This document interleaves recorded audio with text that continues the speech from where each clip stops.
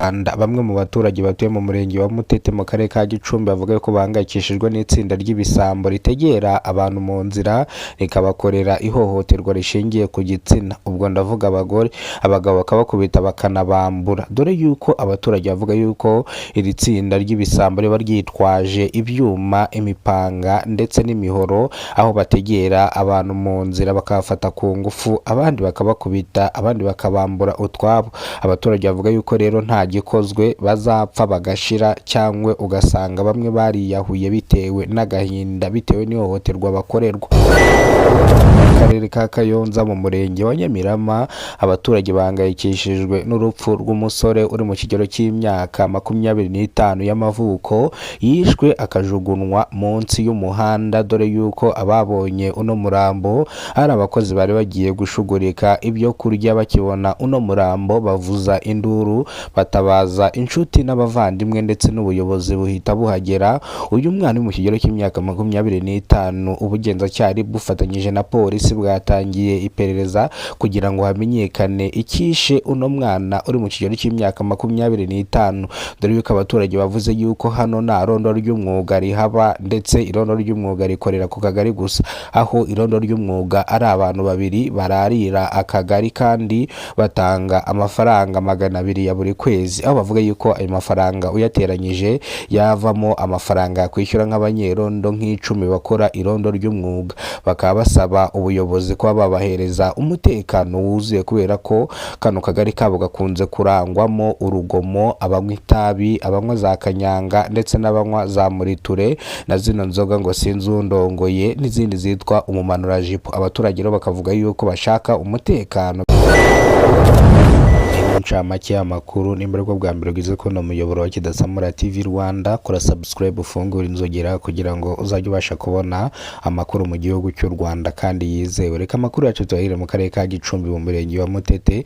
Abaturage batuye mu murenge wa Mutete mu karere ka Gicumbi bavuga ko bahangayikishijwe n'itsinda ry'ibisambo twitwikira amajoro rigategera abagore, abagabo mu nzira, abagore bakabakoresha imibonano mpuzabitsina, dore yuko iba idakingiye, abagabo bakabakubita bakanabambura, ndetse bamwe harimo n'abahaburira ubuzima.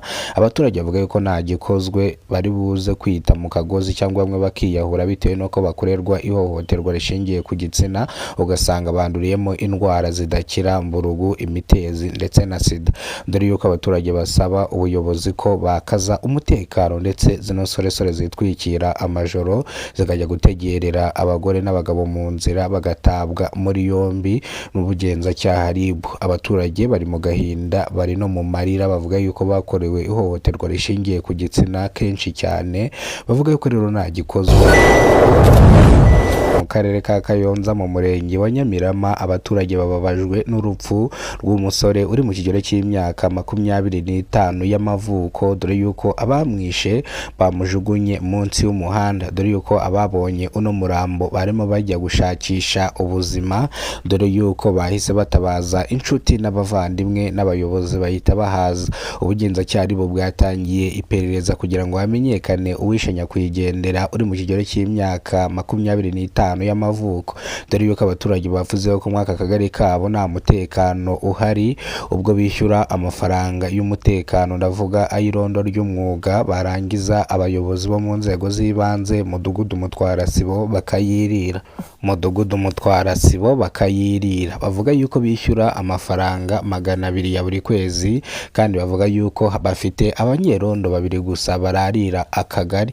Bavuga yuko nta kindi kintu bano banyerondo bakora uretse kugera ku kagari bakicarira, bamwe bakaniryamira, ni abanyerondo 2.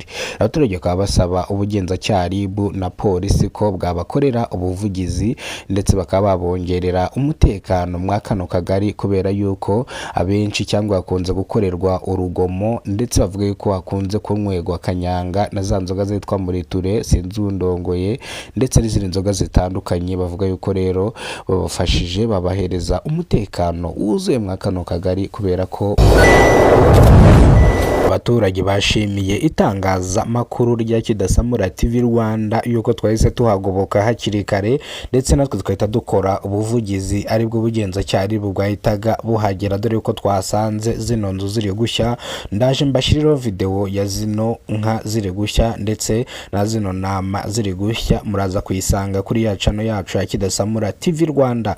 Murakoze cyane, Imana ibarinde. Reka amakuru yacu tuyasubikiye hano, nongera kubifuriza umwaka mushya muhire na Noheli nziza abantu mwese twafatanyije kuzamura ino channel ikaba igeze hano. Mbiforeje umwaka mushya muhire, ndetse nongera kubifuriza n'umunsi mwiza. Ndabakunda cyane, Imana ibarinde. Nyewe n'umwana makuru nitwa Kidasamura, urw'inkorogoto bakora rugakonkoma, abanzi nibangereranya, ndetse murabizi ko tubahereza amakuru yizewe hano mu gihugu cyacu cy'u Rwanda. Imana ibarinde, ibahezagire kandi ibahereze umugisha. Turabakunda cyane, murakoze cyane. Ciao ciao.